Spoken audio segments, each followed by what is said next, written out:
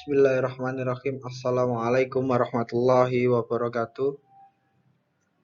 Puji syukur kehadirat Allah Subhanahu wa Ta'ala yang telah melimpahkan rahmatnya kepada kita semua. Salawat serta salam kita curahkan kepada Nabi besar Nabiullah Muhammad Sallallahu Alaihi Wasallam. Perkenalkan, nama saya Amirul Mukminin, teman saya Ambarsari dan Ashraful Azmi. Saya dari kelompok 6. Saya di sini akan menerangkan tasawuf akhlaki, tasawuf irfani, dan tasawuf falsafi. Yang pertama, tasawuf akhlaki. Tasawuf akhlaki adalah tasawuf yang berkontribusi pada teori-teori perilaku, budi pekerti, atau perbaikan akhlak.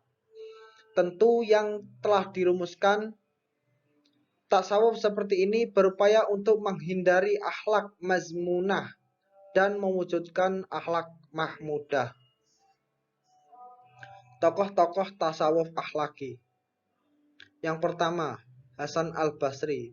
Ajaran tasawuf Hasan al-Basri adalah anjuran kepada setiap orang untuk senantiasa bersedih hati dan takut kalau tidak mampu melaksanakan semua yang diperintahkan Tuhan kepada makhluknya dan menjauhi larangannya. Yang kedua, Al-Muhasibi. Ajaran tasawufnya Al-Muhasibi senantiasa berupaya berada di bawah bimbingan Al-Quran dan Al-Hadis, memadukan antara lahiriah dan batiniah agama, antara akal dan rasa, antara syariat dan hakikat. Yang ketiga, Al-Qusairi. Ajaran tasawufnya, pertama, Al-Qusairi mengatakan waro merupakan usaha untuk tidak melakukan hal-hal yang bersifat syubhat atau sesuatu yang diragukan halal dan haramnya. Kedua, Al-Qusairi membedakan antara syariat dan hakikat. Hakikat itu adalah penyaksian manusia tentang rahasia-rahasia ketuhanan dengan mata hatinya. Sedangkan syariat adalah kepastian hukum dalam ubudiyah sebagai kewajiban hamba kepada Khalik. Syariat ditunjukkan dalam bentuk haifiyah, lahiriah antara manusia dengan Allah Subhanahu wa Ta'ala. Yang keempat, Al-Ghazali. Al-Ghazali menjadikan tasawuf sebagai sarana untuk berolah rasa, berolah jiwa, sehingga sampai kepada makrifat yang membantu penciptaan sa'adah. Pertama, makrifat. Makrifat menurut Al-Ghazali tidak seperti makrifat menurut orang awam maupun makrifat ulama mutakallim. Tetapi makrifat sufi yang dibangun atas dasar zauq rohani dan haisfillah. Makrifat semacam ini dapat dicapai oleh para aulia tanpa melalui perantara, langsung dari Allah Subhanahu wa Ta'ala. Kedua, as-sa'adah. Menurut Al-Ghazali, kelezatan dan kebahagiaan yang paling tinggi dalam melihat Allah,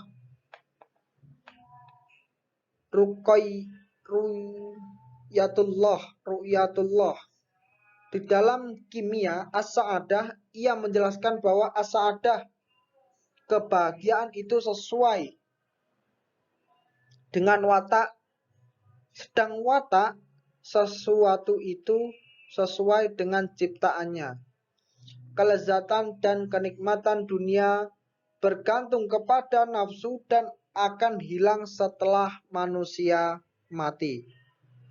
Sedangkan kelezatan dan kenikmatan melihat Tuhan bergantung kepada kolbu dan tidak akan hilang walaupun manusia sudah mati.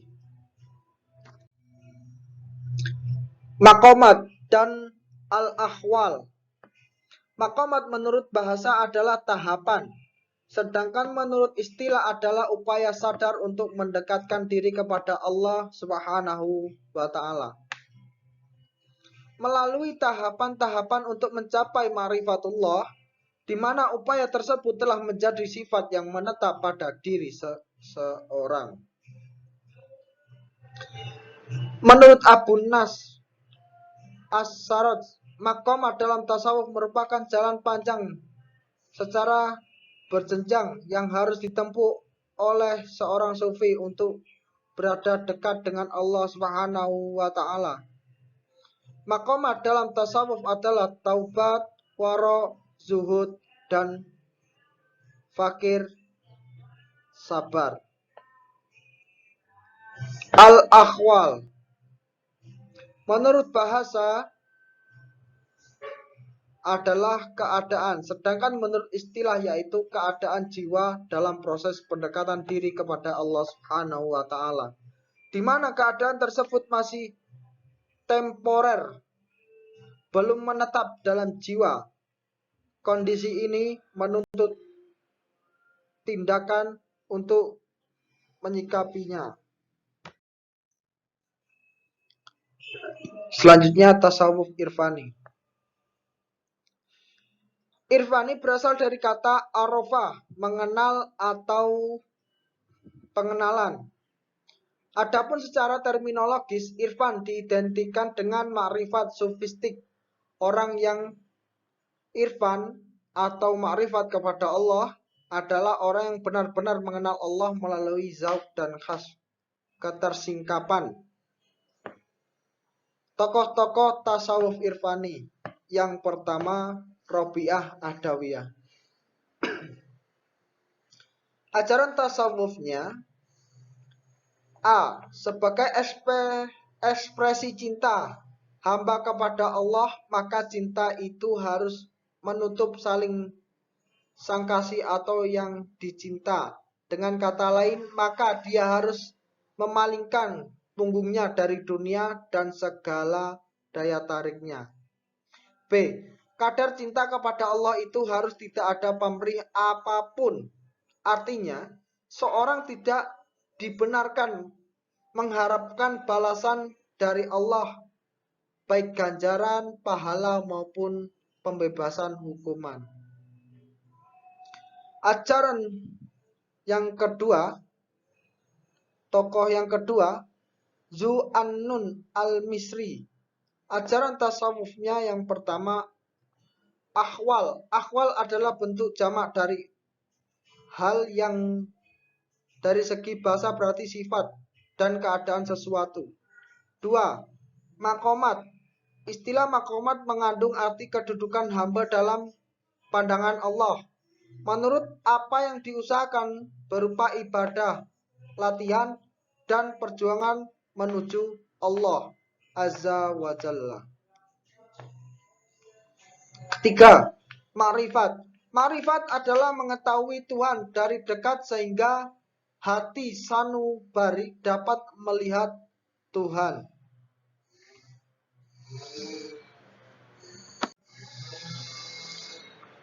Yang ketiga, Abu Yazid al-Bustami. Ajaran tasawufnya fana dan bako. Dalam istilah tasawuf, fana ada kalanya diartikan sebagai keadaan moral yang luhur. Fana bisa diartikan bahwa seseorang hanya menginginkan Tuhan daripada alam semesta ini. Bako berarti mendirikan sifat-sifat terpuji kepada Allah Subhanahu wa Ta'ala. Paham bako tidak dapat dipastikan dengan paham fana. Keduanya merupakan paham yang berpasangan. Jika seorang sufi sedang mengalami fana, ketika itu ia mengalami bako. Yang kedua, ittihad. Dalam tahapan ittihad, seorang sufi bersatu dengan Tuhan antara yang mencintai dan yang dicintai menyatu, baik substansi maupun perbuatannya. Yang keempat, Abu Masyhur al-Halaj. Di antara ajaran al-halat yang paling terkenal adalah al-khulul dan wahdat asyudud, yang kemudian melahirkan paham wahdat al-wujud, kesatuan wujud yang dikembangkan Ibnu Arabi. Al-halat berpendapat bahwa dalam diri manusia terdapat sifat-sifat ketuhanan. Namun semua itu dibantah oleh sebuah dalil karena tidak mungkin sifat Tuhan juga menyatu pada manusia, karena Tuhan itu mandiri dan berdiri sendiri tanpa hal-hal menyamainya. Selanjutnya, tasawuf falsafi. Tasawuf falsafi adalah sebuah aliran dalam tasawuf yang menggabungkan antara visi mistik dan visi yang rasional. Tasawuf ini merupakan hasil dari pemikiran-pemikiran para tokoh yang diungkapkan dengan bahasa filosofis. Tasawuf ini tidak bisa dikatakan sebagai tasawuf yang murni, karena telah menggunakan pendekatan pikiran dan rasio. Namun tidak bisa juga dikatakan filsafat seutuhnya, karena didasarkan pada rasa. Tokoh-tokoh tasawuf falsafi. Yang pertama, Ibnu Arabi. Ajaran Ibnu Arabi ada 3. Yang pertama, wahdat al-wujud atau kesatuan wujud. Intinya, wujud dari semua makhluk itu adalah satu, yaitu wujud dari Khalik-nya. Yang kedua, hakikat Muhammadiyah. Lanjutan dari wahdat al-wujud adalah hakikat Muhammadiyah yang menuntut Ibnu Arabi bahwa penciptaan alam semesta ini adalah pelimpahan dari wujud yang satu, yaitu Tuhan. Dari yang satu, lalu lahirlah semua wujud dengan segala proses penciptaannya. Yang ketiga, wahdat al-adyan.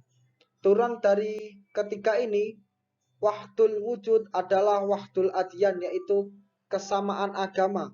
Semua agama itu adalah satu yang bersumber dari Tuhan. Kedua, al-jilli. Ajaran dari al-jilli ini adalah insan kamil. Pahaman tentang insan kamil atau manusia sempurna sebagai wujud dari Tuhan yang diumpamakan sebagai cermin. Seseorang tidak bisa melihat dirinya sendiri kecuali dengan cermin. Kedua, makomat. Al-Jili merumuskan tahapan atau tingkatan yang harus dilalui seorang sufi adalah Islam, iman, ihsan, soleh, syahadah, sidqiyah, dan kurbah. Ketiga, Ibnu Sabain. Ajaran Ibnu Sabain adalah kesatuan mutlak. Kesatuan mutlak adalah ajaran pemahaman tentang wujud itu hanya satu, yaitu wujud Tuhan. Kedua, menolak paham Aristotelian. Intinya, Ibnu Sabain berusaha menyusun logika baru yang membantah adanya konsep jamak. Konsep ini disusun untuk mencapai kesatuan mutlak tadi. Menurut Ibnu Sabain, logika ini menggunakan nalaran ketuhanan atau ilahi.